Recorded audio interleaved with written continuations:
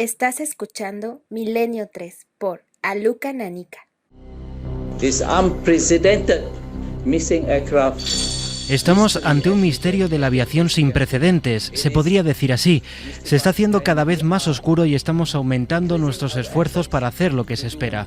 Malaysia Airlines nos está ayudando, todas las agencias y expertos alrededor del mundo nos están ayudando, pero en lo que a nosotros respecta, tenemos que encontrar el avión. 1:32, bienvenidos amigos, esto es Milenio 3 y estamos asistiendo a lo largo de la semana a la escenificación de un enorme, un insólito misterio que seguramente, hay que dejarlo claro, se resolverá, tendrá una solución seguramente lógica.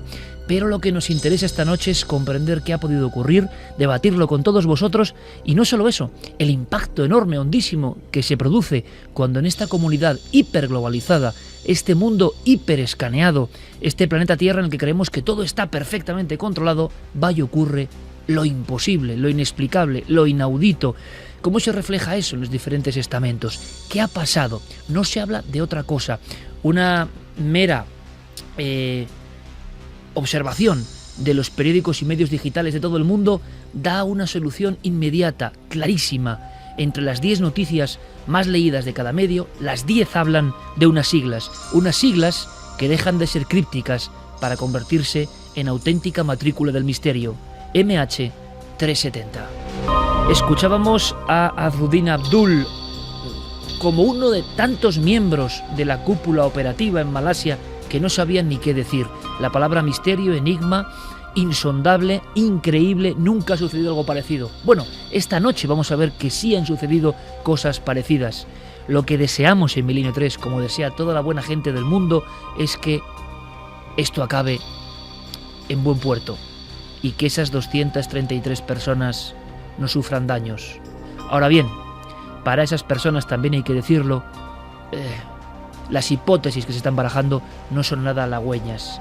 A las 0:41 horas, hace una semana, prácticamente hace ahora exactamente una semana, entre Kuala Lumpur y Pekín, surgía este vuelo como uno más, como uno de los miles que toman aire en cualquier aeropuerto del planeta. Con esa seguridad, con las cajas negras, los transpondedores, los sistemas de satélites, las balizas, es decir, el vuelo se ha convertido, dicen los expertos, en el medio más seguro.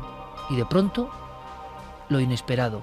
También como muestra, como señal, lo hemos hablado muchas veces en este programa, de que en este mundo controlado, sea universal o sea nuestra propia vida cotidiana, lo inesperado, queramos verlo o no, puede estar a la vuelta de la esquina o en mitad del aire.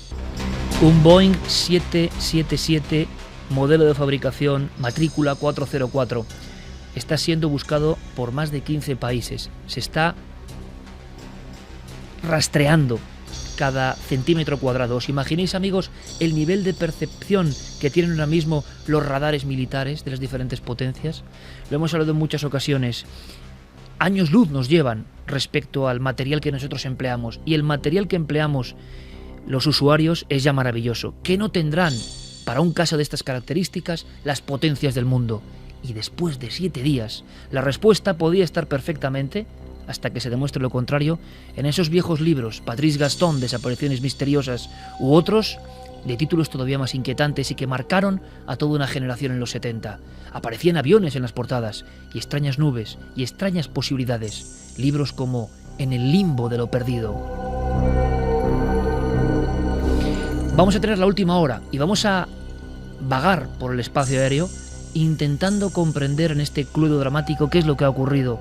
El primer ministro, hace escasos minutos, decía esto. Basándonos en nuevas comunicaciones de satélites, podemos decir con un alto grado de seguridad que el sistema de comunicación del avión fue desconectado justo antes de que alcanzase la costa este de la península de Malasia. Instantes después, cerca de la frontera entre los espacios aéreos de Malasia y Vietnam, el transpondedor del avión fue apagado. Estos movimientos son compatibles con una acción deliberada por parte de alguien dentro del avión. La inquietante, no cabe duda, música de Vangelis acompañándonos en esta historia. ¿Dónde estarán esos pasajeros? Se ha dicho incluso que los móviles daban señal. Se han dicho muchas cosas, incluso algo sobre la tripulación, sobre unos pasajeros, 20 en concreto, que pertenecían a una división tecnológica de primer nivel que estaba trabajando con unos chips cuyo cometido era hacer desaparecer de los radares a un avión en vuelo. Se habla de otra aeronave muy cerca del punto de desaparición exacto del MH370, la KL672. Ocurrieron cosas extrañas. Vamos a intentar resolverlo. Hay quien habla, quien va un poco más allá e intenta ir a explicaciones no convencionales, y también las vamos a contar porque somos Milenio 3. Pero ¿qué os parece si brevemente comprendemos un poco lo difícil que es que ocurra lo que acaba de pasar, y a lo cual estamos asistiendo como aldea global? Todos estamos asistiendo minuto a minuto, como nunca antes ha ocurrido en tiempo real, a un misterio. Queremos solucionarlo, queremos resolverlo. Presento rápidamente la tripulación de esta noche. Noel Calero en los mandos técnicos, en los sonidos. Fermín Agustín, nuestro compañero. Santiago Camacho, buenas noches. Buenas noches, Iker. Si me dices con los dedos de tu mano, y tú sabes hacerlo perfectamente, las teorías que ahora mismo, incluso a nivel de vanguardia, se están comentando, ¿cómo podríamos resumir? Accidente, secuestro, suicidio, un accidente geofísico o natural de origen desconocido, y algo que no imaginemos, algo que ni siquiera nadie haya llegado a plantear. Clara Tavoces, buenas noches, compañera. Muy buenas noches. Vamos a debatir, vamos a ahondar, vamos a comentar qué nos parece a flor de piel, qué está ocurriendo, qué está pasando, porque es insólito, inaudito. Javier Pérez Campos, compañero. Muy buenas noches. Buenas noches. Hay más casos, incluso ha habido casos en España de desapariciones insólitas de aeronaves en diferentes circunstancias. Y son archivos que exhumamos con un gran trabajo de toda la redacción para que vosotros tengáis datos. Por ejemplo, empezamos el vuelo y enseguida vamos conectando con todas las posibilidades. Vías de contacto abiertas. Fermín Agustín también muy atento. Sería milenio3 con número @cadenaser.com, la vía para los mensajes más extensos, como siempre. Y en las redes sociales, don Diego Marañón y Guillermo León, que ya tienen todo preparado. Ya sabéis, La Nave del Misterio en Twitter, en Facebook y en Google+. La Nave del Misterio, nuestro lugar oficial para estar en contacto en esta noche, en la cual cuántas personas han mirado al cielo con cierta angustia, pensando en el paradero, en esas personas que tienen hijos, en esas personas que tienen padres, que tienen un proyecto y que simplemente cogieron una aeronave que les llevaba a Pekín y se esfumaron, sin rastro. Sin rastro en este momento. Si desde luego ocurre algo en estas horas del programa, informaremos en tiempo real. Pero hemos podido hablar con un sinfín de expertos en aeronáutica. Y de verdad, la lección es impagable, porque vamos a saber algo más de lo raro que ha ocurrido. David Guillamón es secretario de comunicación de los controladores aéreos españoles. Es decir, no es un cualquiera. ¿Y qué le extraña a él? La pregunta era muy clara. ¿Qué os extraña a los expertos de lo que está pasando? Aprendamos. Hay un radar en todos los aviones en los cuales nos montamos tranquilamente, porque sabemos que estamos siendo vigilados, que son los radares secundarios, como digo, y que tienen una información básica. Para los expertos esto se llama transpondedor, y esa palabra que ha salido ahora en todos los medios tiene un significado, y es clave, es el carnet de identidad. Transpondedor, primera palabra para apuntar esta noche de misterios. Sí, eso, bueno, habitual no diría, pero ocurre de cuando en cuando. Los controladores aéreos civiles trabajamos con lo que se conoce el radar secundario. Entonces, este tipo de radar requiere de una participación activa de la aeronave a través de un aparato que lleva instalado el avión que se llama transpondedor. ¿Cómo actúa esto? Pues muy sencillo, nuestras antenas emiten una señal de interrogación que la aeronave recibe, el aparatito la procesa y envía una señal respuesta que lo que hace es que en nuestras pantallas de radar nos aparezca no solamente un puntito, como cabría pensar, ¿no?, por lo que hemos visto en las películas, sino una etiqueta en la que viene toda la información de la aeronave, el indicativo, la altitud a la que va, la velocidad, el rumbo, el plan de vuelo que va a seguir y multitud de datos, ¿no? Esto es lo que se conoce como radar secundario. ¿Qué ocurre? Que si por cualquier circunstancia ese aparato electrónico, que es como un transistor, es una radio, ¿no?, bueno, muy sofisticada lógicamente, ¿no?, pero si ese aparato por cualquier circunstancia deja de funcionar, bien porque los pilotos manualmente la apagan, bien porque hay un fallo eléctrico, bien porque el aparato se estropea, automáticamente ese avión para los controladores aéreos civiles es invisible, dejamos de verlo. Esto a veces ocurre y entonces, como sabéis que los aviones llevan por seguridad prácticamente todos los sistemas duplicados e incluso triplicados, lo que suele ocurrir es que se le notifica al piloto, cuando nosotros vemos que desaparece una etiqueta, pues le diríamos, por ejemplo, Iberia 3149, contacto radar negativo. Entonces el piloto cambia de equipo y lo normal es que automáticamente vuelva a aparecer la etiqueta y se siga con la operación normal. Lo que ocurre prácticamente en el 100% de las oportunidades. Se sigue ante un mínimo fallo con ese segundo o tercer sistema de seguridad que salta automáticamente. No creamos que solo hay un sistema y que si se va al garete ese avión queda sin matrícula en el limbo de lo perdido. Hay muchos más sistemas e incluso de este radar secundario existen otros que saltan para, desde luego, resolver cualquier posibilidad o incidente inesperado, porque en el aire todo está controlado al milímetro. Hay un radar primario.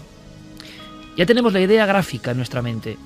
Ese avión en el que viajamos tranquilamente por cuestión de negocios o de placer está enviando constantemente a la torre de control y a los diferentes lugares por donde pasa su matrícula, informando de la altitud, de los cambios, al margen de las conversaciones directas de los pilotos. Y es muy bueno poner todo esto claro, compañeros, para luego debatir sobre qué ha podido ocurrir.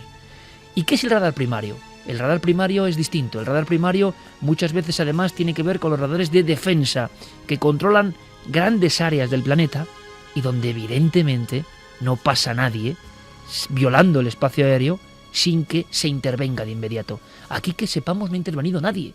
Por tanto, a las 0:41 horas, saliendo de una zona de Malasia y en dirección, curiosamente, a lo que los antiguos investigadores, y también lo vamos a contar, porque es nuestra obligación, llamaban el Triángulo del Diablo, porque había habido muchas desapariciones en esa zona, algo ocurre. Esa matrícula desaparece. Por tanto, los radares primarios tendrían que activarse y seguir dando la señal de ese objeto de grandes dimensiones, aunque no tengan esa matrícula del radar secundario.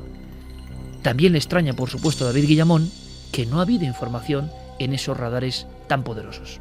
Existe, por ejemplo, lo que se conoce como radar primario, que ese es el radar que nosotros conocemos vulgarmente. Es el radar que consiste en una antena que envía un pulso, rebota en la aeronave, o en la aeronave, o en un cumulonimbo, o en un pájaro grande, y entonces la señal vuelve a la antena y el sistema, por calculando el tiempo que ha tardado la señal en volver, pues te da una posición. En este caso, tiene una posición, no se obtiene ninguna otra información, ni el indicativo, ni la velocidad, solo la posición de la aeronave. Pero lo cierto es que en muchas zonas del mundo existe este tipo de cobertura de radar primario. ¿Por qué? Porque se usa mucho, sobre todo, para defensa aérea, porque, como es lógico, si alguien quisiera entrar en un país o hacer contrabando con avión, no iba a entrar con un radar secundario para que los controladores dijéramos, oiga, ¿qué hace usted ahí, no? Y ya tenemos la segunda viñeta de este suceso. Unas áreas perfectamente controladas por poderosos radares que no dejan escapar, vamos, podríamos decir, ni a un ave. Por tanto, un chisme de esta envergadura, ¿qué ha ocurrido? ¿Qué maniobras han pasado dentro de la propia cabina? ¿Contaban con ayuda la tripulación? ¿Se sabe quiénes eran los comandantes? ¿Se sabe? ¿Tenían algún historial que pueda hacer que sospechemos en torno a una actividad terrorista? Por el momento se descarta. ¿Qué ha pasado? Hemos hablado con Agustín Guzmán. Él es miembro y responsable del departamento técnico del SEPLA y experto en accidentes aéreos. Y el desconcierto es brutal, porque nadie sabe qué está ocurriendo a día de hoy. Lo normal es que a las 24 horas tengamos información precisa en este mundo hipervigilado de todo lo que ocurre. Es lo desconcertante de este caso. Hombre, ahora mismo cualquier opción es válida. La verdad es que si no sabemos dónde está, si estas balizas no han emitido ninguna señal, puede haber ocurrido cualquier cosa. También lo que es extraño es que, hablando del radar, de los radares militares son independientes de los sistemas que tenemos nosotros de localización, por una cuestión evidente de defensa, ¿no? Entonces, si yo estoy defendiendo mi espacio y tengo radares militares, ¿por qué estos radares militares no siguieron obteniendo datos de este avión, que lo tenían que tener localizado y controlado? Estamos hablando con los máximos responsables en España que vigilan y hacen esa gran labor de vigilancia del espacio aéreo. y están tan desconcertados como todos nosotros. Estáis escuchando Milenio 3, como siempre, en la cadena SER, y nuestra obligación y nuestro interés es daros todos los datos. Por ejemplo, si ocurriese algo dentro de una aeronave, algo, por ejemplo, como una amenaza terrorista, como un intento de secuestro, ¿qué pueden hacer los comandantes o el comandante y su segundo piloto? ¿Qué pueden hacer?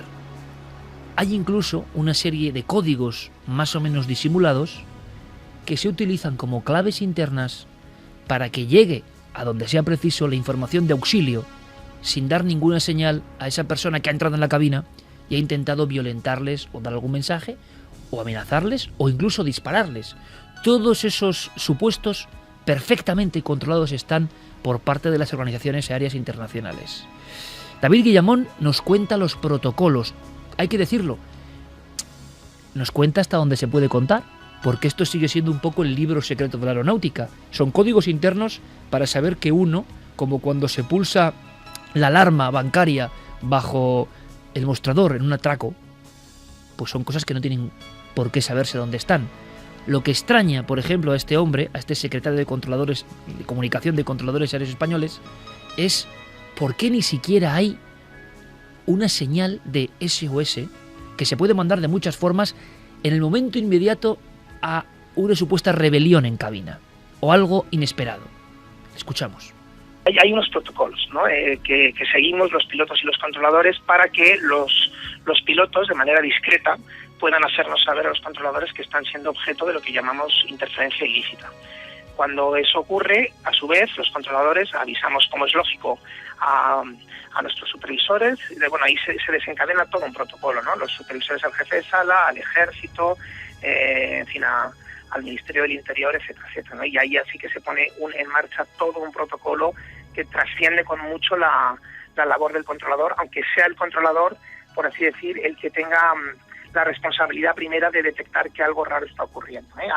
Hay formas distintas, sutiles, porque se trata de que en su caso el secuestrador no se dé cuenta, pero bueno, como os comentaba, pues no sería correcto, ¿no? Divulgarlas, vaya. Entendemos el secretismo, evidente y lógico, y también nos da nuevas pistas que tenéis que ir acumulando. Queremos saber vuestras teorías, ya sabéis, Nave del Misterio en las redes sociales y milenio3@cadenaser.com. ¿Por qué es importante? Porque podemos aprender. Porque yo creo que la magia del misterio, la enorme magia del misterio y el privilegio de hacer este programa es que uno se entera de cosas que realmente quizá nunca se hubiera interesado por ellas y son importantes. Ahora yo sé, por desgracia, ante un accidente de este tipo o un incidente misterioso de este tipo, cuando vaya en un avión sé muy bien cosas que antes no sabía. El misterio siempre enseña por sus recovecos y caminos.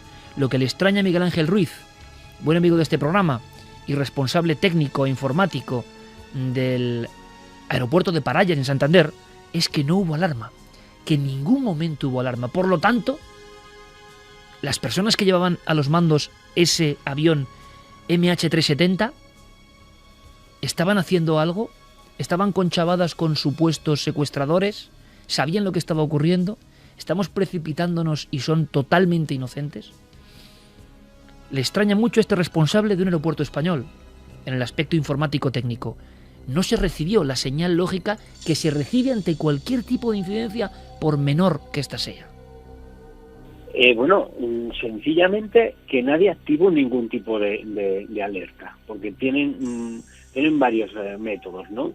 Pero lo normal es comunicar con radio por cualquier incidencia que se pueda ocurrir, comunicar con radio con el controlador aéreo, con control de tránsito aéreo, o si no, hay otros tipos de códigos, como podrían ser, por ejemplo, poner en el transponder, en el aparato que apagaron, por ejemplo, poner el código 7500, lo cual significa que sin que se genere ningún tipo de comunicación oral, que el controlador sabe que el piloto está queriendo indicar que ese avión ha sido secuestrado.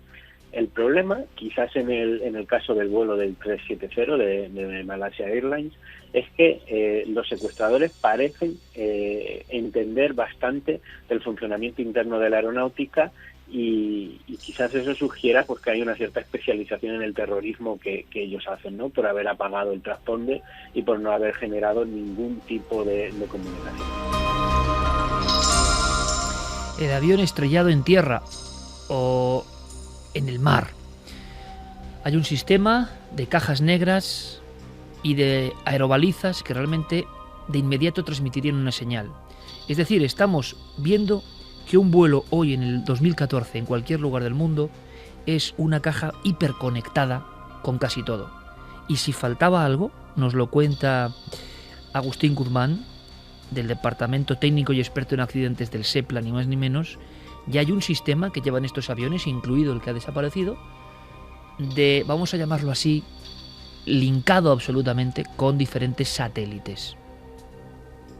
Manda unos reportes que podemos llamar normales, es decir, pues igual depende cómo lo hayan programado, pero a la hora de vuelo les voy a mandar un informe de cómo van los parámetros de los motores, o de presurización, o del sistema eléctrico, lo que sea. Y por otro lado, en caso de que empiecen a fallar equipos, también va mandando esos reportes que indican que algún equipo dentro del avión está funcionando mal. Por lo tanto, la impresión que nos da con estos tres importantes investigadores del mundo del aeronáutico, porque es su trabajo y su oficio, y miles de vidas dependen de ellos en ocasiones, es que el avión tiene todo tipo de sistemas de seguridad. Por tanto, ¿qué ha pasado? ¿Qué ha ocurrido? ¿Cuáles son las posibilidades? ¿Qué pensáis vosotros? ¿Qué está ocurriendo? ¿Una semana? ¿Secuestro? Y entonces, ¿por qué no se ha reivindicado el secuestro, que es la primera acción lógica de un grupo terrorista? ¿Accidente? No hay ni un rastro, absolutamente nada, en 7 días. ¿Qué ha ocurrido? ¿Ha entrado en el espacio aéreo de otro país de forma clandestina? ¿Y los radares militares de ese país, sea el país que sea, que están asociados a las redes aéreas de tránsito mundial, no informan? ¿Y los radares militares no son los primeros en salir en vuelo para saber qué ocurre? Hay teorías tremendas que vamos a contar, por ejemplo, que eso esté en algún sitio detenido, preparándose para un nuevo vuelo con fines realmente terroríficos, para utilizarlo como un misil. Ha habido personas en Estados Unidos que han generado incluso gran pánico porque han hablado de esto. ¿Cuál es la última hora? La 1:54, porque las noticias siguen en tiempo real. Diego Marañón, compañero, buenas noches. Hola Iker, buenas noches, ¿qué tal? ¿Podemos hacer crónica rápida para que tengamos todos los ases encima de la mesa del tapete? Sí, si te parece, repasamos las últimas 24 horas, porque se podría decir que es en ese tiempo en el que los acontecimientos de algún modo se han precipitado. Bueno, la CNN informaba ayer, por ejemplo, de que un satélite chino que participaba en las labores de búsqueda habría encontrado una posible área de choque en el mar. Utilizaban esas mismas palabras. Hablaban de 3 imágenes que fueron publicadas a los pocos minutos por el gobierno chino, que se habrían obtenido el pasado domingo 9 de marzo sobre las 11 de la mañana. Aunque estas imágenes la verdad es que no parecen corresponder a ningún tipo de restos, el motivo por el cual no han sido reveladas hasta ayer, Iker, por el Departamento de Ciencia y Tecnología del gobierno de China, lo desconocemos como tantas cosas alrededor de este episodio. También ayer, medios locales de Malasia, diarios regionales, informaban de que la policía de aquel país estaba registrando los domicilios de los 12 miembros de la tripulación que se encontraban a bordo del avión. Estaban buscando cualquier tipo de pista, pero quien sin duda se ha apuntado el gran tanto mediático en las últimas horas ha sido el Wall Street Journal. Fue este diario el encargado de revelar que el vuelo MH370 habría seguido volando durante al menos 4 horas después del último contacto con la torre de control y de que el radar perdiera su contacto. Bueno, este periódico citaba datos del motor que habían sido recogidos de forma automática por varios centros de gestión y según esas lecturas se podría decir, y así como hemos escuchado al principio del programa, lo ha confirmado hoy mismo hace apenas unas horas el primer ministro de Malasia, que el avión podría haber girado en pleno vuelo y sin avisar, que es lo extraño, lo que nos contaba Miguel Ángel Ruiz. Me permito recordar, Iker, en este punto que esta información en concreto ya circuló el pasado domingo, hace hoy ya casi una semana, la misma información, y fue desmentida, o si no desmentida, sí pasada por alto de forma deliberada por Malaysia Airlines en un primer momento. De hecho, la aerolínea ha confirmado hoy que efectivamente contaba con información por satélite que revelaba el desvío del avión desaparecido, pero que se habían visto obligados a decir que, pues que dada la naturaleza extremadamente grave de la situación, sin precedentes, como hemos escuchado, habrían decidido no divulgar esos datos en público hasta que lo ha anunciado hoy el primer ministro. Pocos minutos después de esta información de ayer, el New York Times, en su edición digital, aportaba más datos en este sentido y añadía que el avión no solo habría cambiado una vez de rumbo, según ellos hubo varios cambios y además el aparato habría experimentado diversos cambios importantes de altitud. El Malay Mail, que es un diario local de Malasia, recogía las palabras de los familiares también ayer. Muchos familiares estaban reunidos en el Hotel Everly y al escuchar estas informaciones, bueno, se mostraron esperanzados de que con todos estos datos pues pudieran encontrar el avión y de que sus ocupantes estuviesen bien. Un optimismo, Iker, que contrasta con una nota que lanzaba hoy mismo Reuters y que apuntaba, a la luz de las señales procedentes del aparato, a la posibilidad de que este pudiera haberse quedado sin combustible después de tantas horas de vuelo, estrellándose contra el Océano Índico. Y por último, en las últimas horas, es muy curioso porque el corresponsal en materia de seguridad de la BBC, que se llama Frank Garner, lo leí hace apenas unos minutos, dice que los investigadores están centrando ahora mismo sus pesquisas no solo ya en los miembros de la tripulación, sino en todos y cada uno de los pasajeros. Está comprobando uno por uno si cualquiera de estas personas había tenido un historial reciente pues de problemas mentales, de conflictos familiares o si pasaban por un estado de estrés máximo. Y cita, además, el caso de un copiloto de las líneas aéreas de Etiopía que hace solo 4 semanas secuestró su propio avión para exigir asilo político en Suiza. Aunque los expertos dicen y aseguran que el asunto de los secuestros aéreos ha descendido, que era una cosa, por ejemplo, que en los años 70 fue realmente grave y que precisamente la tecnología actual, después de los tremendos casos del 2001 de las Torres Gemelas y similares, ha decrecido. Es que hoy en día es mucho más difícil hacerse con un vuelo y no llamar la atención en este mundo, como decíamos, hiperconectado. Hablando de otras cosas, Diego, ha habido personas que han causado una gran alarma, como un viejo conocido del mundo del misterio, Whitley Strieber, por ejemplo, sí, que ha hablado, y claro, es que ahora la información y el público está muy sensible, porque además tiene que ver con una teoría que no es que mantenga Santiago Camacho, sino que es una que, bueno, es plausible, según él muy complicada, nos va a contar ahora, de utilizar ese avión como gran bomba. Sí, él lo publicaba hoy mismo en su blog. Y la teoría que ha alarmado a bastante gente es bueno, la que apunta a que ese avión podría haber aterrizado en una zona despoblada. Es muy complicado porque estamos hablando de un Boeing 777 que no es cualquier cosa. Pero bueno, Whitley Strieber dice que podría haber aterrizado y que los secuestradores podrían estar cargando ni más ni menos ese avión con una especie de bomba nuclear con el objetivo de dirigirla hacia una gran ciudad de Europa. Y que antes de nada quería comentar simplemente que sí que hubo una reivindicación de atentado, fue el pasado martes, aunque la verdad es que no se le ha hecho demasiado caso. Lo reivindicó un grupo terrorista chino, la Brigada de los Mártires. Ellos atribuyeron la responsabilidad de la desaparición del avión, pero las autoridades no le dieron demasiada credibilidad porque, en fin, ellos pensaron que esto solamente quería aumentar las tensiones étnicas en China. Sí, que a todo lo pasado, a veces cuando ocurre con los incidentes un poco misteriosos, alguien se sumaba al carro diciendo hemos sido nosotros, ¿no? Eso es. En cuanto a cuestiones, vamos a llamar quizá más folclóricas, bueno, lo que uno quiera, o más extrañas, o más estrambóticas incluso, no solo Whitley Strieber, ha salido a la palestra ni más ni menos que Uri Geller, diciendo que él se prestaba a informar en cuanto a visión remota, no sé qué ha acabado esto, la posición del avión, ¿no? Se ha salido rápidamente, pero como muestra un poco también, aunque es un asunto grave y muy serio, pero la sensación de que todo el mundo, da igual el lugar, la residencia, la condición, sea científico o sea paragnosta, como supuestamente es Uri Geller, todo el mundo se ha sentido como con ganas de colaborar a su forma. ¿Y qué ha dicho el señor Uri? Bueno, pues no ha dicho demasiado. Él lanzó esta propuesta a través de su cuenta de Twitter esta semana.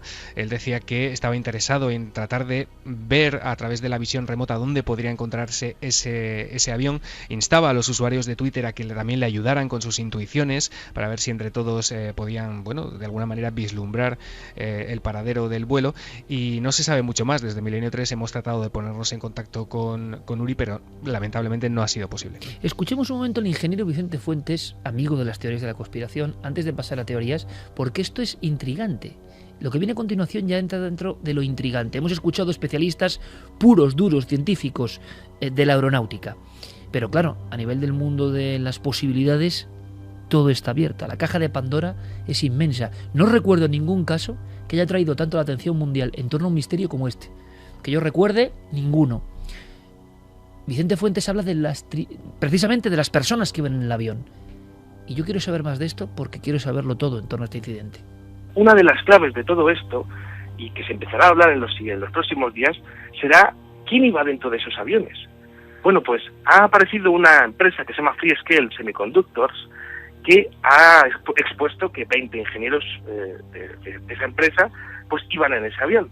Claro, esto podría ser una anécdota si no fuera porque esos 20 ingenieros estaban inmersos en el desarrollo de los famosos chips RFID, que son los chips que se rumorea de diferentes foros internacionales, que son los que se quieren implantar en los seres humanos para monitorizar en el futuro todas las actividades. Estamos hablando, por supuesto, del nombre, apellidos, identificación, registros fiscales, es decir, los chips que están involucrados en lo que se puede llamar el control del nuevo orden mundial.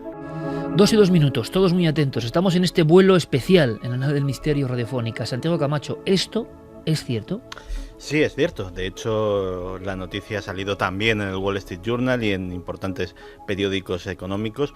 Freescale es una empresa muy importante. De hecho, ahora mismo encima de esta mesa debe haber varios chips fabricados por Freescale. Están en automóviles, están en tabletas, en ordenadores, en teléfonos móviles. Es una de las empresas de construcción de chips más importantes del mundo. Tienen su sede en Austin, en Texas, y trabajan para el sector civil, entre muchas otras cosas, pues desarrollando nuevas tecnologías, como la que muy bien ha dicho Vicente Fuentes, esos chips de localización mediante radiación electromagnética que se meten subcutáneamente y son, por ejemplo, los que llevan nuestras mascotas. Es decir, esos aparatitos con los que el veterinario puede sacar el historial médico de la mascota sin tener que teclear nada en el ordenador, o si se nos pierde el perro, pues nos pueden llamar a nuestra casa y decir que lo han encontrado, pues también los desarrollaban ellos. A lo que se refiere Vicente, además, es a los proyectos futuros de empezar a implantar esos chips, que hay varios, para llevar el historial sanitario, para llevar la tarjeta de crédito dentro de uno mismo. Todo esto desde el punto de vista más conspiranoico es visto con muchísima reticencia, porque claro, se ve como un inicio de una especie de control absoluto y orwelliano de toda la población mundial. Pero hay otra cosa mucho más inquietante con respecto a esta empresa. Ellos también trabajan para proyectos militares. Una de las cosas en las que se rumorea que anda Freescale trabajando para el ejército norteamericano es precisamente proyectos de invisibilidad electromagnética. Es decir, proyectos que se meterían en cazas invisibles, en bombarderos invisibles, que aparte de esos recubrimientos que son básicamente una pintura repelente del radar, hablando en términos llanos, pues tendrían un sistema, proveerían a esos aviones de un sistema activo que también serviría para repeler la detección electromagnética. Claro, es que justo es lo que le ha sucedido a este avión en cierto modo, es decir, estaba y de repente ya no está. Como casualidad, la verdad es que es notable. Abramos aquí la caja de Pandora. Diego, estamos en conexión porque me gustaría saber las opiniones de todo el equipo y de todos los oyentes, evidentemente, que vayan llegando ya a nuestras líneas de comunicación. Por aquí, lo lógico es pensar, navaja de Ockham pura y dura, que tendrá que ser algún tipo de secuestro, cuestión lógica. Ha ganado puntos la teoría del secuestro.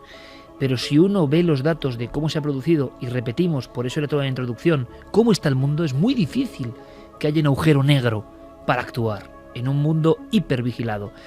Santi tiene una teoría que a ver si puede contar brevemente, que ha llegado a la redacción y nos ha dejado a todos blancos con esa teoría, y me gustaría ver si la compartís y desde luego podemos opinar libremente. A mí, fíjate que hay una nueva idea que se me ha venido a la cabeza justamente cuando iniciábamos el programa, y es que leyendo entre líneas, al que hemos oído hablar al principio del programa es al primer ministro de Malasia, Najib Razak. El primer ministro. Cuando se trata de un accidente aéreo, lo normal, por mucha repercusión mediática que tenga, es que sea el ministro de Transportes, el responsable de seguridad aérea, etcétera, etcétera, el que haga este tipo de declaraciones.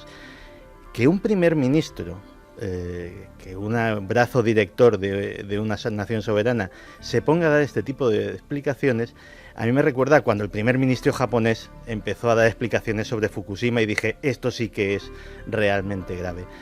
Pues llevo desde que supe esta historia dándole vueltas a una posibilidad remota, pero no imposible. De hecho, fíjate, sobre esto mismo, la agencia Associated Press preguntó a un experto norteamericano en seguridad aérea que se llama Alan Diehl y les pusieron una teoría muy parecida a la que voy a exponer ahora mismo. Y dijo, caramba, es muy muy difícil pero no es imposible.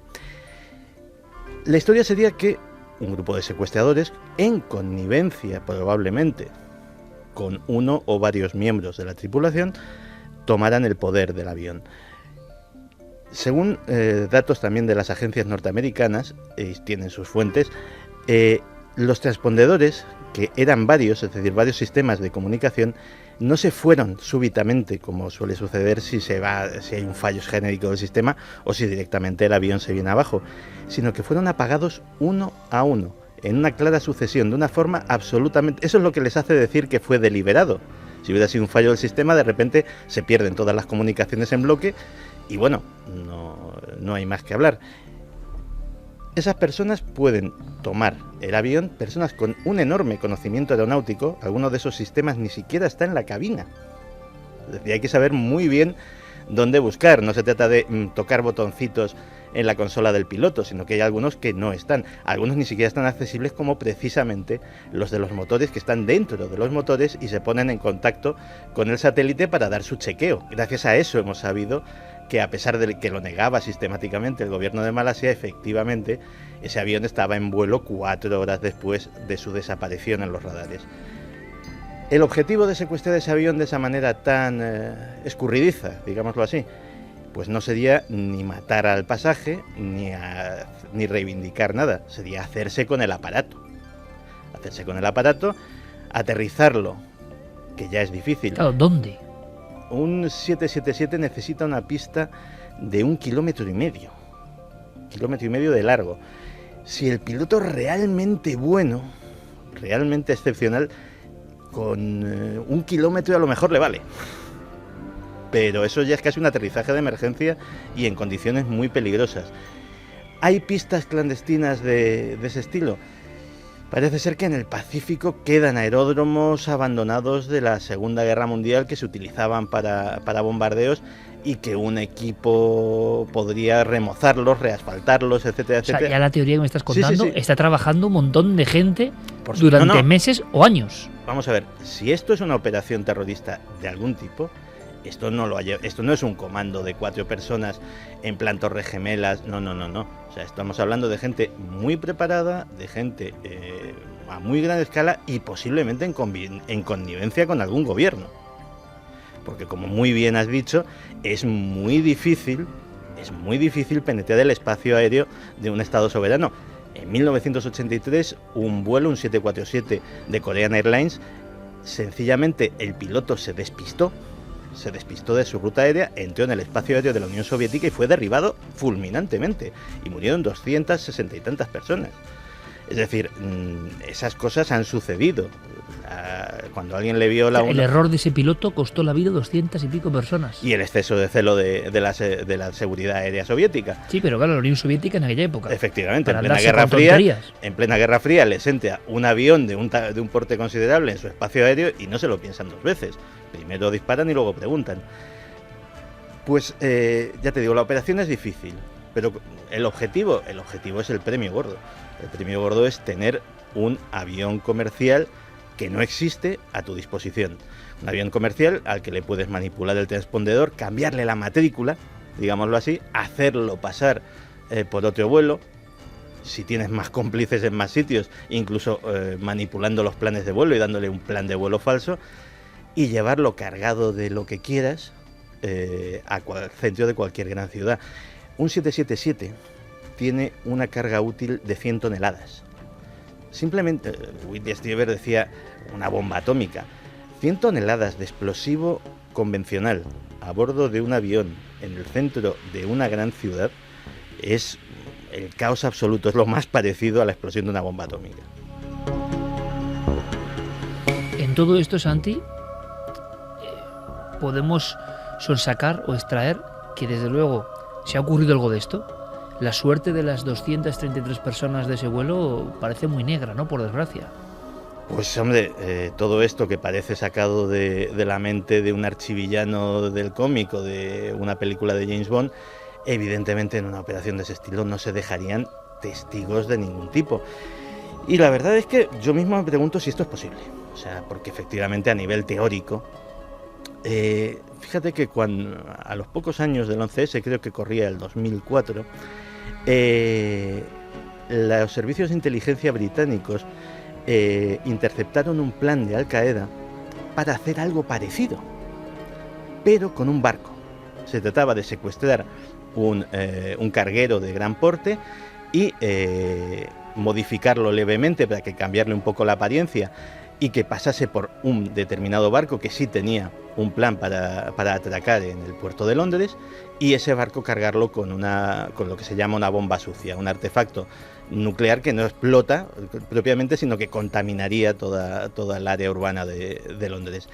Es decir, a alguien ya se le ocurre. A mí, de hecho, yo he pensado en esta teoría pensando en este precedente. Y la verdad es que, meditando sobre si es posible o no, se me vino a la mente una frase que no sé de quién es, pero que alguien me dijo una vez, y que fue que todo es imposible hasta que alguien lo hace. Clara, Javier, Diego, opiniones, si vosotros tuvierais, es muy difícil, muy complicado, ¿no? ¿O qué es lo que más os llama la atención? ¿Qué es lo más asombroso? ¿Por dónde van los tiros? Es que es dificilísimo, imagino, opinar sobre esto, ¿no? Pues sí, porque además tampoco nosotros somos expertos, aunque estamos conociendo hoy muchísima información que yo creo que siempre viene bien conocer, tener esos datos, pues posiblemente nuestros oyentes, o como me ocurrirá a mí cuando coja un próximo avión, lo miraré con otros ojos, lo veré de otra manera y me fijaré en algunas cosas que hasta ahora no me había fijado, ¿no? Pero una de las cosas que quizás llama la atención, y a lo mejor tanto secretismo, que hay un misterio, está claro. Hace una semana que un avión ha desaparecido y no se sabe absolutamente nada. En parte tiene que ver, yo creo que con el gobierno y con la aerolínea, que están siendo bastante opacos a la hora de transmitir la información. ¿Pueden saber más de lo que están contando?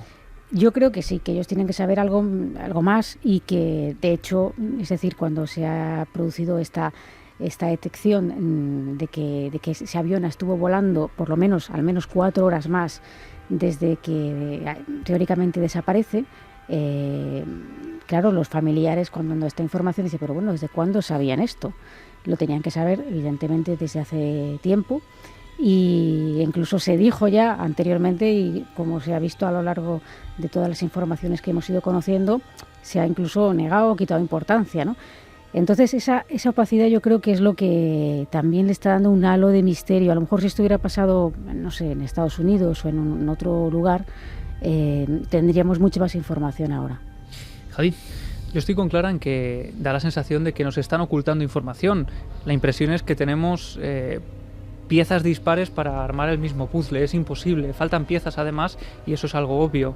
Pero fíjate, yo, indagando un poco en las teorías más extremas de conspiración, llegué a toparme con algo que me hizo sorprenderme hasta qué punto la gente desconfiaba de las versiones oficiales. Y hay teorías tan sorprendentes como que esto se trataría de una estrategia extrema de marketing viral. Se ha llegado a hablar de eso en un principio, claro. Y eso es tremendo porque demuestra el mundo en el que estamos. Y gran parte del público, que ahora nos podemos llevar las manos a la cabeza porque ya somos conscientes de que esto es muy serio, pero durante un tiempo se habló de posible marketing viral. Cuéntame esto porque es de no creérselo. Es una muestra de desconfianza brutal hacia los medios de comunicación, hacia las fuentes de las noticias, y que lo que viene a decirnos, ya desde el primer momento, desde que desaparece el avión, empiezan a aparecer similitudes en todos los foros, pues de la semejanza con la serie Perdidos, donde un avión se estrella, desaparecen sus tripulantes, sus pasajeros, y van a un lugar un tanto misterioso, ¿no? Pues lo sorprendente, claro, algunos a la idea que se apuntan es que al creador de esta serie, JJ Abrams, es ya de por sí el rey del marketing viral. Él es famoso porque sus películas, sus series, son anunciadas de una forma muy peculiar, lanzando algunos pequeños datos, falsos trailers donde se leen algunos números que metidos en cierta página web te llevan a otra información. Es una especie de pistas que él va soltando. Lo más sorprendente es que de repente aparece una información que adelanto ya que resulta ser falsa, pero que en algunos medios se toma como cierta, y es que JJ Abrams, este personaje, había sido requerido por las autoridades para analizar y conocer todo lo que estaba ocurriendo en la desaparición de este vuelo. Entre otras cosas, decían que porque él se había documentado para la creación de esa serie Perdidos. Cuando, claro, de repente aparecen incluso unas falsas afirmaciones de este personaje que se inventa un medio de comunicación satírico, de estos que de vez en cuando cuelan noticias, pues algunos dan por hecho que efectivamente este director de cine y de series está metido ahí. Y eso ya es lo que genera tal desconfianza que llega a hablarse, Iker, de que los propios pasajeros del avión serían incluso actores que habrían ocultado a sus familiares que estaban metidos en esa promoción de algo que estaría por venir. Increíble, tan increíble como lo que ha sucedido, y también un poco espejo del mundo en el que vivimos. Hay más datos que pueden sorprender. Ahora escuchamos la teoría posibilidad de Diego Marañón, pero siendo un poco más arriesgados, escuchemos algunas teorías, por supuesto no convencionales, y que es difícil que escuchéis en un lugar que no sea Milenio 3, pero que ya están recorriendo el mundo. Y cuidado, con millones de adeptos, que por cierto, ahora se informan más en Internet que en los medios convencionales, porque esa división del mundo, aunque evidentemente los dueños de los medios convencionales o incluso quienes trabajamos en los medios convencionales no queremos darnos cuenta o nos damos cuenta a medias, esa revolución ya ha ocurrido. Las personas están indagando por sí mismas, acudiendo a fuentes de información que a veces no son nada rigurosas y componiendo en su propia casa y en su propia mente su propio puzzle, no escuchando el telediario, entre comillas, por decirlo de alguna manera, y bueno, creyéndose todo de pe a pa. El mundo ha cambiado mucho incluso desde el 2001 y hay todo tipo de teorías. Vayamos rápidamente con algunas de ellas. Cosas misteriosas justo antes del accidente y en ese triángulo del dragón o vértice del triángulo del dragón que luego comentaremos. Lo dice Vicente Fuentes. El Ministerio de Defensa de Malasia ha observado un avistamiento, una señal de satélite no identificada a las 8:14 horas, hora local de Malasia, que no lo han podido relacionar con ese avión, con lo cual tenemos como un posible avistamiento de un objeto volador no identificado en radar. Luego hay otros dos temas que son interesantísimos. Uno, si empieza a mirar las grabaciones de Flight Radar 24, que es un programa que hace un monitoreo de todas las señales de los aviones del mundo, se da cuenta de que hay otro avión del que no se ha hablado absolutamente nada, que es el KAL 672, que hace 2 cambios de dirección justo cuando está en esa primera hora del avión de Malasia desaparecido, y además está muy cerca de él. Es interesante porque ese avión KAL 672 llega a desaparecer de los radares justo unos segundos antes de que el avión de Malasia también desaparezca. Seguimos en nuestro vuelo. KAL 672, no sé, Diego Marañón, tú que estás con todos los datos, central de datos, si se ha sabido algo más de estas siglas que ya han salido y se acoplan en muchas informaciones al misterio de la desaparición del MH370. Bueno, ese avión existe, el vídeo que mencionaba Vicente Fuentes está dando vueltas en internet, pero ha salido a la palestra Michael Robertson, que es el CEO de Flight Radar 24, explicando que ese eco extraño, esos movimientos vagos de ese avión se deben precisamente a un error de los datos que recibe Flight Radar. Dice que pueden ser paquetes de datos corruptos y que generan errores como el que se ve en el vídeo. Dice que cualquier error, por ejemplo, en la longitud o en las coordenadas de cualquier avión genera esos errores que a la vista, en su representación gráfica en la pantalla, pues parecen muchísimo más grandes. Pues vaya como falla el programa también, ¿no? Bueno, sí. Si genera errores cada 2x3. Me estaba comentando precisamente ahora mismo Guillermo en tiempo real que no es un programa muy fiable porque se basa en datos que también aportan los propios usuarios, no es algo tan técnico como parece. Perfecta la nota de Guillermo León, porque además imagino que esta explicación solo habrá echado más leña al fuego, ¿no? Las personas, desde el punto de vista quizá de la inexperiencia o de recibir la información, como decimos, a través de la red, estarán diciendo justo hay un error en un avión cerca del otro, ¿no? Escuchemos a Enrique de Vicente con una teoría que no vamos a escuchar en ningún sitio, seguro, y que va en otra dirección, y que es curiosa, y que puede encajar con otra que ha comentado Santiago Camacho, muy de película, una muerte súbita de todo el pasaje. Muerte súbita de todo el pasaje. Pero escuchemos primero a Enrique de Vicente. En mi opinión, esas anomalías electromagnéticas podrían haber sido provocadas por las tormentas solares y cósmicas anómalas a las que viene sometida la Tierra últimamente. Los expertos del Sol nos dicen que una tormenta solar intensa y geoefectiva podría llegar a provocar graves perturbaciones en el instrumental de los aviones e incluso hacerles que caigan, pero van a decir de inmediato que no ha habido ninguna tormenta con tal potencial, ni mucho menos. Sin embargo, es muy poco lo que sabemos sobre el alcance de las tormentas solares y cósmicas, y aún menos sobre las posibles distorsiones dimensionales a las que, en mi opinión, estamos siendo sometidos últimamente. Puede parecer una especulación gratuita, pero últimamente están ocurriendo cosas muy anómalas. Voy a poner un solo ejemplo ocurrido en los últimos días de la semana. Incidentes de los que se ha hecho eco la prensa, un verdadero récord de accidentes aéreos por causas muy diversas y del que yo no recuerdo que haya habido precedente. Por limitarnos a la tarde del jueves 13, tenemos, por un lado, que un avión que viajaba de Filadelfia a Florida explotaron sus llantas, parece ser, cuando estaba despegando, y estuvo apuntado en un accidente grave. Ese mismo día, otro avión de la línea aérea Air India, que viajaba desde Londres a Bombay, consiguió evitar por poco estrellarse con otra aeronave que le pasó muy cerca por un error en el centro de control. Ese mismo día hubo un accidente de avión que aún no está esclarecido en el este del Reino Unido, que costó la vida a 4 ocupantes, incluido el hombre más rico de Irlanda del Norte. El día anterior, el miércoles, murieron 5 personas en un accidente de una avioneta ambulancia en el sureste de Colombia. Y bueno, no solo eso, sino también el jueves, entre el miércoles y el jueves, un buque petrolero se desvaneció de forma misteriosa tras haber cargado petróleo en Libia. Cabría la posibilidad de pensar que hay una causa común, y lo extraño es que nadie lo plantee. Santi, una posibilidad de película dramática, esa muerte súbita de todos los pasajeros del vuelo. ¿Cómo se explica? Sí, esa es la teoría del accidente puro. Los que sostienen esta teoría aducen que una despresurización súbita de la cabina puede provocar que todos caigan en la inconsciencia y que, bueno, el avión permanezca volando con el piloto automático hasta que se le acabe el combustible. Parece muy raro, pero ha sucedido. Sucedió... O sea, el avión va sin rumbo, sin control, y toda la tripulación muerta. Y todo el pasaje.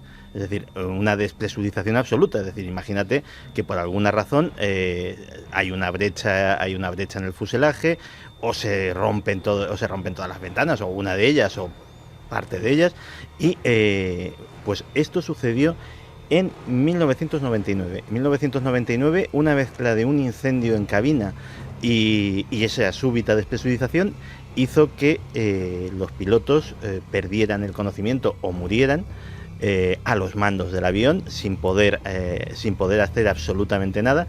Ese avión estuvo volando con el piloto automático conectado hasta que finalmente, a la altura de Dakota del Sur, se acabó el combustible y cayó. Sobre esto que acaba de comentar Santi, me gustaría reflexionar sobre ello un poco, ¿no? Porque, claro, se ha dicho tanto que al final ya una no sabe qué pensar. Realmente el avión hizo un giro inesperado de cambio de ruta, porque si fuera así, entonces esa teoría no nos serviría. Es que, y además esa teoría, aparte de todo, no explica la mayor, que es quién le fue dando a los botoncitos del corte de los sistemas de comunicación. Es decir, la última comunicación es estremecedora. O sea, el último contacto del piloto con la torre de control es: todo bien, buenas noches, la más absoluta tranquilidad. Y después de eso, el misterio. Después de eso empieza a desaparecer todos los sistemas de comunicación y esa etiquetita desaparece de la pantalla de los controladores y nunca más se vuelve a saber de este mundo. Otra teoría arriesgada, aún más allá, que conecta este caso, que sería la última teoría, ¿no? Pero desde luego, si pasa el tiempo, ojalá no, y empezamos a no saber nada, dentro de otra semana no sabemos nada, y como siempre ocurre, parece increíble, pero todo el mundo se irá olvidando del fenómeno. Ahora mismo nos parece imposible, porque todo el planeta está con la suerte de esas personas y con su paradero. Pero siempre ha ocurrido, es así el ser humano. Irá perdiéndose la atención y el sitio en los medios. Entonces solo determinados libros que hablan de desapariciones encontrarán un hueco en sus páginas, pues para este caso como uno más, como ahora vemos otros que nos parecen historias muy antiguas y que vamos a reconocer de nuevo. Teorías arriesgadas, la dice en este momento, la suya, el investigador y también amigo de la conspiración, David Parcerís. Escuchamos. Que en plena era de la tecnología tenga que pasar esto resulta inverosímil. 42 barcos, 39 aviones peinando un área de 100.000 kilómetros cuadrados y no sean capaces de encontrar un avión de más de 200 pasajeros, pues la verdad, es una incógnita. Pero doble incógnita, porque para mí no puede estar sumergido bajo el mar, porque los familiares llaman a los móviles y dan tono, lo cual indica que aunque estos móviles estuviesen bajo una burbuja de aire bajo el mar, es imposible que haya radiofrecuencia. Por lo tanto, yo descartaría que el avión haya caído en el mar. Y básicamente creo que hay solo dos posibilidades. La primera, la más lógica, un secuestro. Pero claro, no se han recibido las exigencias de los secuestradores, ni hay rescate ni hay nada. Cabe preguntarse, ¿acaso quienes han secuestrado el avión no son terroristas, sino alguna otra entidad quizás gubernamental? Segunda posibilidad, ya, pues si en los próximos días este avión no aparece, pues podemos pensar, tal vez, en un caso de desaparición al estilo de Triángulo de las Bermudas. O sea, una entrada en lo que se denominaría una falla de tiempo, o portal, que se crearía bajo una zona de gran electromagnetismo. Aquí las posibilidades a nivel cuántico son infinitas. Entonces, bueno, también es probable que nos vayan a dar una explicación totalmente alejada de la realidad y el avión aparezca. Pero, eso sí, no sabemos si con los tripulantes dentro. Y es que mucha atención, porque ha habido vuelos que han aparecido enteros sin tripulantes, y eso ya es una imagen, desde luego, perturbadora. Diego Marañón, compañero, se ha hablado mucho, y tú has podido hablar con Félix Redondo, un experto en informática y en cuestión de telecomunicaciones. Se ha hablado mucho del tema de los móviles, ha generado ríos de tinta, y yo no sé muy bien con qué carta quedarme ahora a las 2:28. No sé al final qué ha pasado con este asunto de las llamadas que daban señal. Sí, como dices, hablábamos con Félix Redondo, que es ingeniero de telecomunicaciones, y él nos contaba que el hecho de que esos móviles dieran tono no significaba ni que esos móviles tuvieran cobertura, ni que estuvieran disponibles, ni siquiera que tuviesen que estar encendidos necesariamente. Félix decía que el móvil, para comunicarse de un móvil a otro, se utilizan una especie de antenas terrestres o estaciones base, y que esos tonos podrían ser la interpretación o el sonido que el móvil da mientras intenta comunicarse, pero eso no significa que al otro lado esté sonando ese teléfono. La opción de que esos móviles estén sonando, Iker, se debilita un poco si tenemos en cuenta que incluso ayer mismo había quien decía que estaba llamando a un familiar y que ese móvil estaba dando tono, simplemente por una cuestión de batería. Prácticamente después de 7 días u 8 días es prácticamente imposible que eso sea así. También se ha hablado de que algunos móviles aparecían conectados a sistemas de mensajería instantánea parecidos a algunos muy populares que utilizamos en España, y eso sí que Félix lo veía un poquito más raro, que esos móviles apareciesen así conectados y realmente pues no estaban operativos. Fermín, vamos con una primera andanada de mensajes, de teorías, ¿no? Aunque sea casi en titulares, de qué opina nuestro querido público. La nave del misterio, en las redes sociales siempre, y milenio3@cadenasel.com. Buenas noches, Iker. Baurk dice: no entiendo cómo con tantos sistemas de geolocalización que tienen los aviones desaparezca uno como si nada. Óscar Utrilla: no creo que estén en ningún triángulo de las Bermudas o limbo, más que nada porque los móviles todavía dan señal. Si estuvieran, digamos, en otra dimensión, los móviles no sonarían, imagino. Miguel Ángel dice: no entiendo cómo con la tecnología GPS que tenemos, no ya la civil, sino la militar, no es localizado el avión. Y si es porque se desconectó el sistema GPS, ¿por qué se puede apagar desde el avión? ¿No debería estar siempre encendido por seguridad? Esto es interesante porque lo que nos han contado es que por mucho que tú desconectes los sistemas manualmente desde el avión, siempre hay una serie de vectores que comunican el avión con tierra. Es decir, que uno no puede silenciarlo totalmente, ¿no?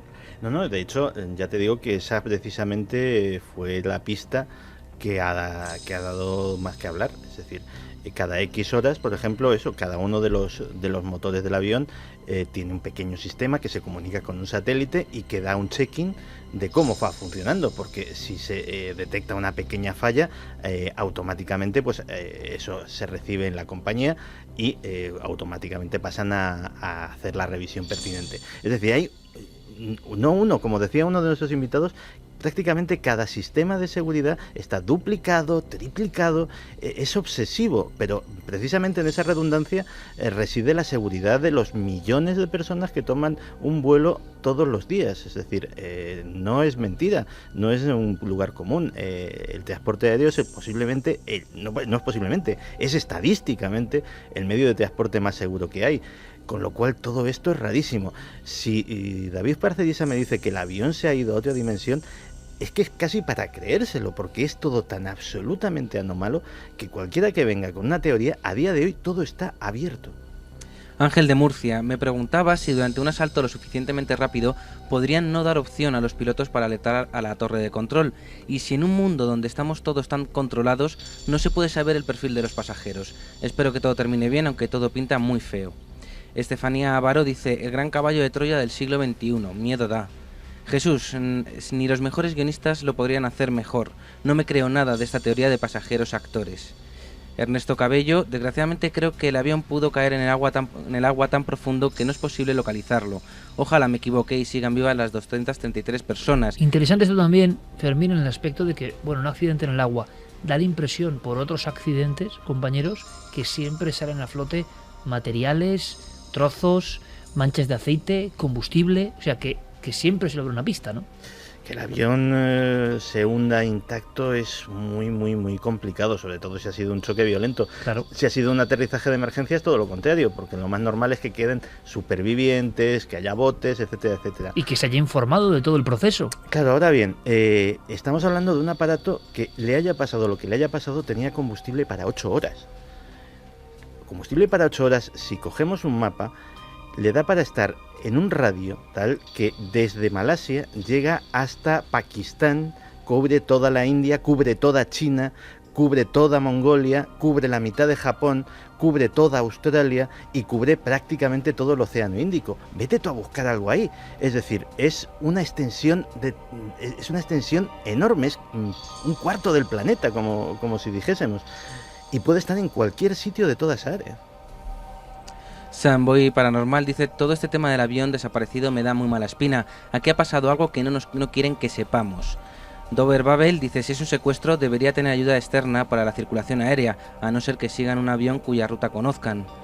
Marcela dice: mi hipótesis, han usado un arma nuclear o desconocida para nosotros, para demoler el avión y que no quede ningún rastro ni explosión. Es otra de las teorías de la pura conspiración, Santiago, que se habla de algún tipo de arma desconocida, se ha dicho, se ha mencionado, suena ficción total, pero también se ha dicho. Sí, de hecho lo he leído yo en algún foro, precisamente relacionado con lo de los ingenieros de Free Sky, que decían, bueno, todo esto es un complot, la típica eliminación de científicos, etcétera, etcétera, sin mayor fundamento. Es decir, que te dicen, pues sí, han utilizado un arma de pulso electromagnético y por eso las cajas negras también están inutilizadas y tal.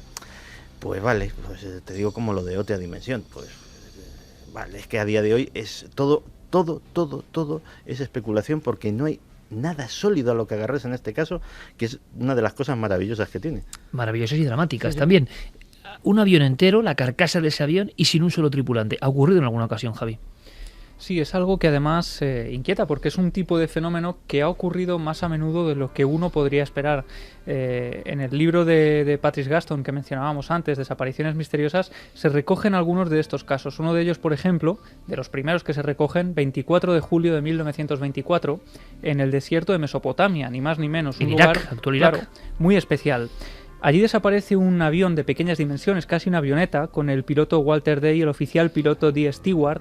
El avión se da por perdido durante varias horas, las autoridades de Irak salen en su búsqueda y finalmente, en una zona muy concreta del desierto, en un paraje recóndito, encuentran el avión como si estuviera allí aparcado.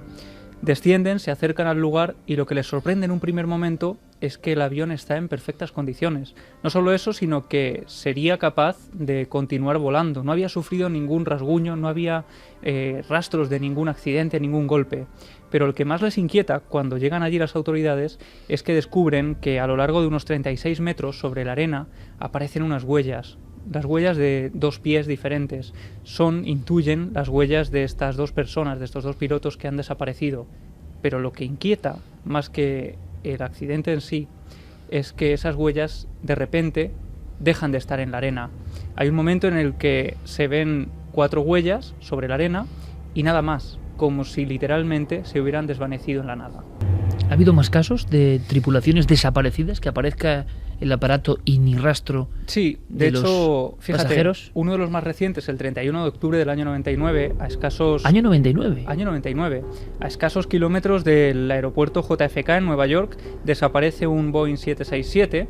Durante varias horas no se tiene noticia de dónde puede estar, salen en su búsqueda una vez más las autoridades y de repente lo encuentran en mitad del mar, encuentran los restos de ese Boeing flotando, descubren también la caja negra, pero no hay ni rastro de todos los tripulantes. Y lo más tremendo es que las últimas palabras que se recogen en la torre de control del piloto son: me confío a Dios. Y hay casos en España, esto os va a sorprender mucho porque se dan listas de casos, desapariciones más o menos clásicas, pero y en nuestro país hemos tenido la mala suerte de algún caso ya de estos que solo se recogen en los libros de misterio, que pasan de la primera plana y de las frases de los expertos en aeronáutica como ahora, a quedarse poco a poco en ese limbo de lo perdido que solo se recoge en las viejas páginas de viejos libros. Diego Marañón, yo no sé si a lo largo de estos minutos estáis junto a Guillermo en las redes sociales minuto a minuto cribando la información. Yo no sé si a estas horas puedes dar tu teoría, yo sé que es muy complicado, o puedes darnos alguna novedad de todo lo que está surgiendo en torno a este avión, porque además con los cambios horarios la actividad allí puede ser frenética, ¿no? Bueno, novedades no crees que hay demasiadas, porque bueno, ya hemos visto que la política de información, de liberación de información, pues es bastante a cuentagotas.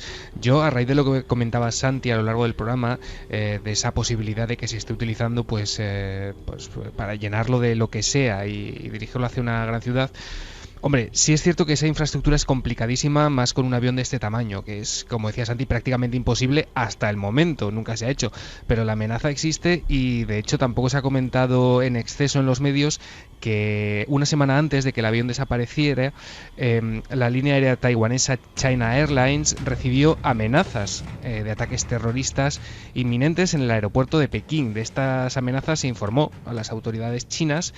Y bueno, tanto esa información como la grabación de la conversación, porque se recibió una llamada de un individuo que al principio hablaba en francés y luego cambió a idioma chino, todo esto se transmitió a la Administración de Aviación en China. Así que, como vemos, a falta de una explicación más probable, supongo que la del atentado en este punto es la que tiene más peso. La verdad es que uno no sabe qué pensar y qué. Lo que está claro, y creo que estamos todos de acuerdo, es que nunca hemos asistido, por lo menos en estos tiempos modernos de superinformación constante, a un suceso similar, ¿no?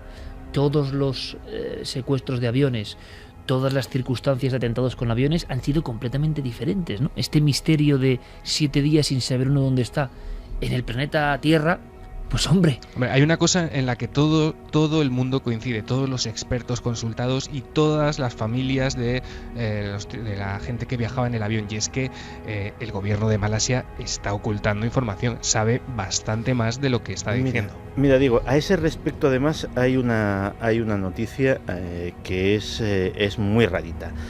Desde que empezó esta crisis, o al menos desde que a las pocas horas surgieron los primeros rumores de que podía haber habido la mano humana, que no había sido un accidente, este asunto, la Interpol se ofreció, como suele hacer en estos casos, a colaborar en una posible investigación con el gobierno de Malasia. La Interpol podía pues dedicarse a investigar a los pasajeros, a investigar los antecedentes de los pilotos, podía ser muy útil en muchísimas cosas.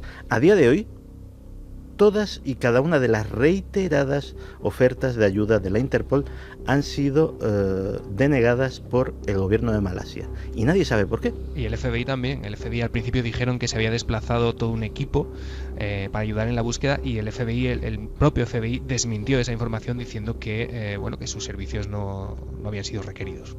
Desde luego que el triángulo más célebre viene desde esos libros añejos que estábamos comentando, mezclándolo con la información de ultimísima hora. El triángulo más célebre es el de las Bermudas, ¿no? Resulta que hay otros triángulos. Triángulo se llama lugares o áreas donde ha habido una cantidad tremenda de desapariciones, accidentes. Pocos hay extremos, ¿no? Donde no se vuelve a saber nada. Ocurre igual que en las desapariciones de personas. El investigador español Antonio Revera tiene una obra clásica, Los 12 Triángulos de la Muerte, y hay otras. Aquí se habla, en esta zona, por lo menos en uno de los vértices de esta zona, si no bien hay que decir que no es el epicentro, ¿no? o la zona central de ese triángulo, se habla del Triángulo del Diablo. ¿Por qué? ¿Qué otros casos ha habido?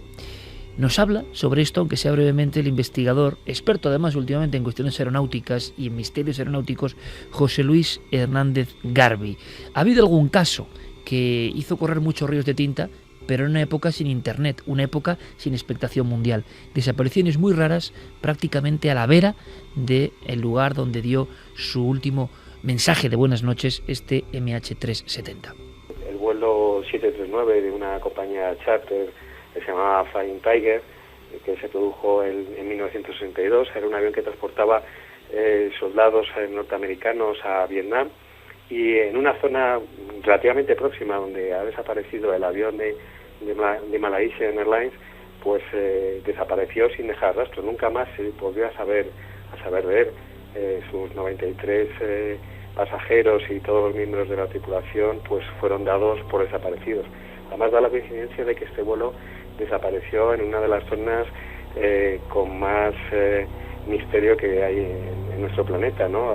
Igual que existe también el Triángulo de las Bermudas, pues se ha hablado en muchas ocasiones del Triángulo del Diablo, que se sitúa precisamente en la zona en la que desapareció este avión.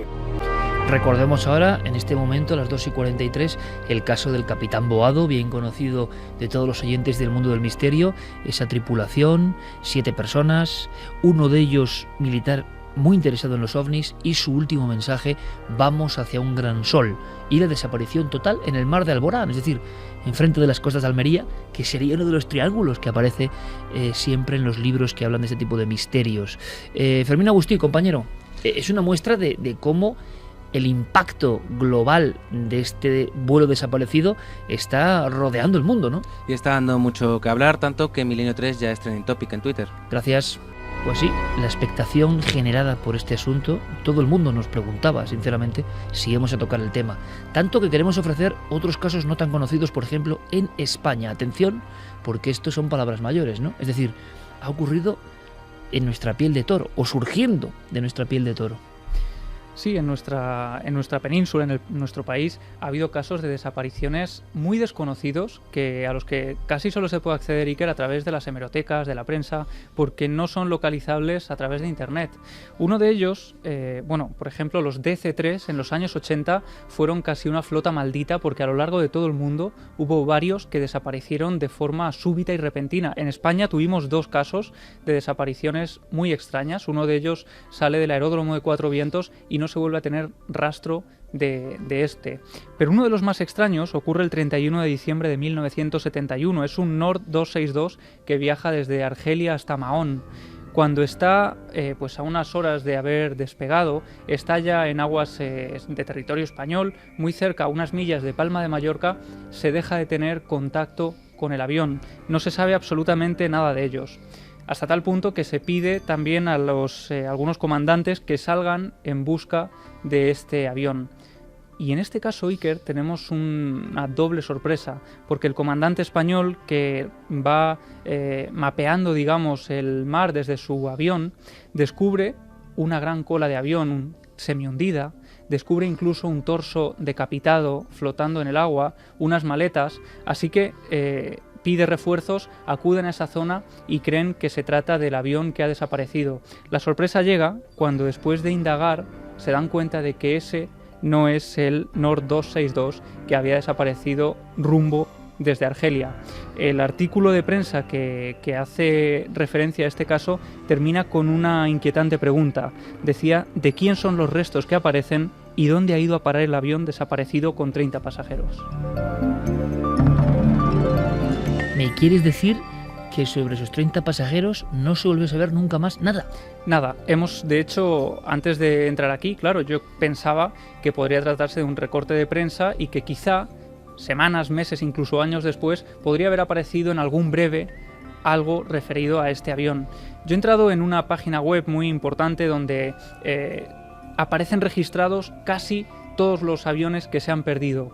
Aparece, de hecho, este Nord 262, aparece la fecha, aparecen esos 30 pasajeros, entre los que se encontraba un equipo de fútbol de Argelia, y finalmente, el último párrafo, donde dice estado, la palabra dice desaparecido.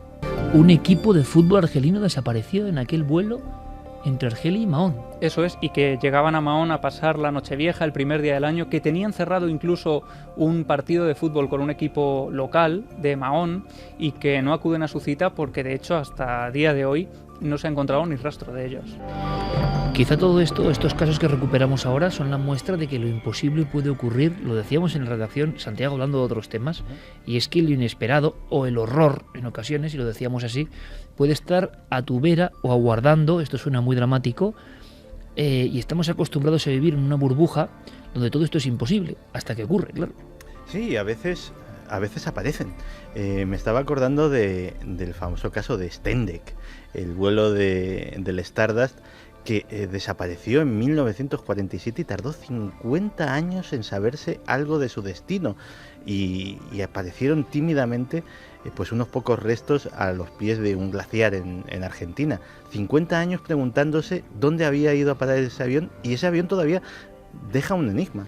Ese avión, el último mensaje que transmitió antes de perderse durante esos 50 años, de dormir ese sueño enorme, fue repetidamente Stendek, y nadie ha conseguido dar una traducción a esa palabra. ¿Creéis, y es una pregunta que hago global, y es una cuestión, por supuesto, personal, y ojalá tengamos noticias recientes? A mí me extraña mucho, de verdad, que al 7º día no tengamos ni una pista. Yo pensaba que a los 2 o 3 días, bueno, iban a surgir ya los primeros datos. ¿Qué habrá pasado con esa tripulación? Y esto ya es cuestión de especulación, entre nosotros. ¿Qué creéis que puede haber pasado? ¿Qué estará pasando con esas personas? ¿En qué estado se pueden encontrar esas personas? Una semana después. Es que en ninguna de las teorías, que es lo malo, me caben esas personas, ¿no? Sí. Que es lo triste. No tengo ni idea, pero fíjate que todo lo que estamos hablando esta noche me lleva a una reflexión un poco funesta, ¿no? Y es: qué tremendo mundo en el que vivimos, que el que no volviera a aparecer jamás, que no volviéramos a saber nunca de ese avión, no es ni mucho menos la peor de las posibilidades que caben. Eso da mucho que pensar sobre en qué clase de mundo vivimos actualmente. Yo no tengo ni idea de lo que ha podido pasar con ese pasaje, con los tripulantes, ni con el avión, y espero que pronto tengamos alguna noticia, ahora que parece que se ha difundido un poco esta teoría de un posible secuestro.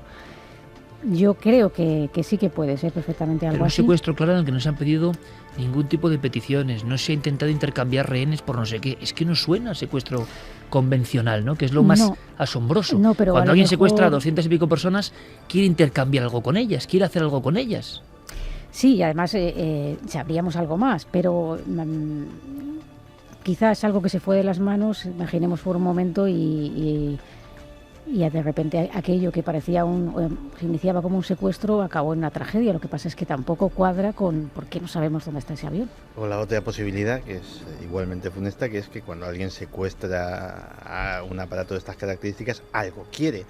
O quiere a las personas, o podría ser en este caso, o lo que quiere es el aparato. Y en ese caso, tristemente, las personas me temo que le sobrarían. Fíjate, lo tremendo además es que al final hablábamos de la navaja de Occam, y aquí es que no hay navaja de Occam que valga. Cualquier posible teoría se desmorona con 4 argumentos. No hay argumentos para defender ninguna de las teorías. Todas son posibles hasta tal punto, como decía Santi, que incluso la de la puerta dimensional nos es válida. Pero hasta Patrice Gaston, en los años 70, en ese libro Desapariciones misteriosas, denunciaba más bien de cómo a lo largo de los cientos, miles de casos que él había estudiado de desapariciones súbitas, repentinas, de aviones o de buques, siempre había 2 posibles causas que eran las que cerraban finalmente el misterio, y eran secuestro o accidente en el mar. Casualmente son las mismas que han salido en este caso. Ojalá el destino de este avión no sea el de los que aparecen en este libro. Diego, a nivel de las víctimas, ¿qué se está diciendo? ¿Qué se está comentando? ¿Cuáles son las hipótesis ya a nivel humano que se están manejando en los diferentes medios y en las propias fuentes de información de Malasia? Decías que había como una especie de alegría repentina a los 6 días, se dice pronto, cuando se dan algunos datos, ¿no? Pero también es un país muy especial. Sí. Se ha hablado incluso de chamanes, como suena, intentando ayudar. Es decir, la magia local, la creencia en el mal fario, en la mala suerte, en los espectros, todo eso también, y como es lógico pensarlo, se ha desatado, ¿no?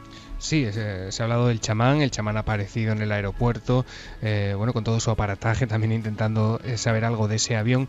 La verdad, Iker, que esa esperanza que tienen los familiares a raíz de la noticia, bueno, que inclina la balanza a favor del secuestro, se mezcla también con eso que te comentaba antes de la indignación ante el convencimiento, ante la seguridad de que la aerolínea y el gobierno de Malasia está ocultando información. Pero fíjate, es muy raro que no sepamos nada, porque han estado involucrados en la búsqueda durante toda una semana 13 países, se han utilizado 57 barcos, 48 aviones, la NASA se ha unido a la búsqueda, es decir, la NASA ha cedido datos recogidos por algunos de sus satélites más potentes, e incluso Digital Globe, que es una empresa que se dedica a tomar imágenes por satélite, pues ha distribuido imágenes entre los usuarios, y hasta 2 millones de usuarios en todo el mundo han estado rastreando píxel a píxel. O sea, personas están buscando desde sus hogares en una especie de proyecto SETI, efectivamente, sí, cuadradito del mar, vigilando a ver si ven algo. Efectivamente, y no hay ni rastro, es extrañísimo. Había muchos libros, Charles Berlitz y tantos otros, que hablaban de sin rastro. Nosotros tenemos que dejar aquí esta historia porque tampoco podemos añadir nada más. Hemos aprendido algo del mundo de la aeronáutica, que es un mundo a la vanguardia de la ingeniería de nuestro planeta. Por tanto, nos sorprende mucho más que alguien desaparezca, no sé, en un autobús, en una carretera perdida, y que no haya ni rastro. También es difícil, ¿eh? Desaparecer, volatilizarse es muy difícil. Yo soy uno de esos niños, porque intento seguir siendo niño, pero el mismo libro que yo pude reeditar en su día en una colección hace ya más de una década, ese libro me puso los pelos de punta, porque cuando se leía Desapariciones misteriosas, había casos como el de Charles Bowden y tantos otros, que iba con sus padres, un niño, daban la vuelta a una esquina, unos setos, una idílica llanura en el Reino Unido, y de pronto el niño ya no estaba, ¿no? Y era una planicie, y ya no estaba. Y era uno de tantos casos que luego acababan pues en estos informes. O la célebre historia de Oliver Larch, que es una de las que ponía los pelos de punta, y se siguen contando, y se sigue la sensación que uno tiene es de pelos de punta, sigue siendo así, sigue estando viva. Personas que desaparecen y dejan las huellas en la nieve, como Oliver en Indiana en 1890, su padre le manda por agua al pozo, hay unas voces que van surgiendo de las alturas y solo quedan las huellas, como ha contado antes Javi, del caso del desierto. Es decir, hay sucesos que ya solo comprendemos desde el punto de vista casi tocando con la ficción, o lo que pueden contar algunos libros ya muy viejos y que no tienen sentido en este mundo de las computadoras. Y sin embargo, ojalá no sea así, da la impresión de que este caso de Malasia, si no se resuelve pronto, si no ocurre algo pronto, algo inesperado, y sea cual sea la solución, nos va a sorprender a todos. Acabará en uno de esos libros, si es que siguen existiendo los libros dentro de un tiempo, comentándolo como un caso más, ¿no? Pero cuánto dramatismo, cuánto misterio, cuánto enigma, ¿qué habrá pasado dentro de ese avión? Las posibilidades, una vez más, son infinitas. Lo que sí estamos viendo es que ninguna ficción, ningún guión, ningún marketing viral, como decía Javier Pérez Campos, supera algo como lo cotidiano. ¿Quién iba a suponer que esto iba a ocurrir? Se cuenta, y yo no sé si es verdad, Diego, es la última información que podemos dar, que hubo varios pasajeros. Son esas informaciones que luego surgen siempre como coletazos de misterio, que repentinamente, por lo menos 5, embarcaron el equipaje, pero no quisieron subir al avión. ¿Se sabe algo de eso, Diego? ¿Se ha informado más? Sí, sobre todo se ha hecho muy famoso uno de ellos, un ejecutivo de IBM, que la misma noche que desapareció el avión estaba cenando con su mujer en un restaurante en Houston y la alerta de una aplicación de noticias en su móvil saltó, informando de la desaparición de un avión en esa ruta. Y su mujer le dijo: juraría que es la ruta que tú tenías que coger si no hubieras cambiado de opinión a última hora. Y él dijo: no solamente es esa ruta, es el vuelo exacto que yo tenía que coger. Diego, compañero, gracias por todo el trabajo, por toda la información, y nos quedamos pues casi como al principio, con el único bálsamo de que hemos aprendido algo más de la aviación, de la aeronáutica, de la seguridad en vuelo, pero comprendiendo, quizá como resumen, que todos los expertos de primer nivel, en este caso, no hay ningún tipo de duda, hablan de auténtico misterio y que ojalá se resuelva. Ojalá. Y a ver, la verdad es que hay que temerse lo peor, porque incluso ya la búsqueda por mar en el mar meridional de China hoy mismo se suspendía. Así que ojalá que haya suerte y se encuentren en algún sitio, pero la verdad es que no pinta muy bien. Gracias por todo el trabajo, Diego Marañón, compañero. Un placer. Si hay más datos, por supuesto, a lo largo de la hora que queda, los iremos dando, porque estamos todos, pues eso, como radares humanos, ¿no? Vamos a marcharnos, Clara, en la siguiente hora, y yo espero que nadie se lo pierda, a un lugar marcado por la tragedia en pleno corazón de Madrid. Sí. No me digas nada, pero recuérdame un establecimiento, por favor. Almacenes Arias, también conocidos como Saldos Arias. Y yo, fíjate, lo voy a dejar ahí. Lo voy a dejar ahí porque muchas personas de aquí, del Foro de Madrid, estoy seguro que han sentido cierto escalofrío también, porque era un lugar que tuvo una concatenación de funestos incidentes en su interior. ¿Qué ha pasado tiempo después a la vera de ese mismo sitio? Nos lo va a contar Clara Tahoces, exhumando otro documento de su peculiar archivo. Y también, compañero Javier, vamos a marcharnos a conocer la historia en ruta, en plena carretera. Vamos a presentar el personaje, venga. Pues el personaje nos va a traer una canción que no habríamos pensado nunca que escucharíamos en Milenio 3. La causa es el testimonio que nos trae esta noche. Él es Jaime Urrutia. Ni más ni menos. Vamos a escuchar esa canción, ¿no? A ver si podemos despedirnos con esa canción, que sería muy interesante para que veamos un poco... Bueno, esta canción es casi premonitoria. Sí, es verdad. De lo que nos va a traer. Es verdad. Esta canción fue absolutamente mítica, por cierto. Para mí es una de las canciones legendarias del pop español, ¿eh? El propio Jaime decía que fue el culmen de su creatividad. Y no me extraña, porque no se parece a ninguna otra canción española. Jaime Urrutia, personaje fundamental de la movida y todavía en activo, nos va a contar algo muy sorprendente. Muy sorprendente porque ya no se trata de la visión arquetípica de una mujer, es que, como siempre nos ocurre, Iker, nos sorprende y nos va a añadir un elemento que no habíamos escuchado hasta hoy. Pues va a ser muy interesante. Yo os invito a todos a que sigáis en conexión con la nave, nunca mejor dicho, radiofónica, que ha hecho un vuelo por encima del misterio. El misterio asombroso, y nos queda mucho por contar. Ahora las noticias con nuestros compañeros y después proseguimos.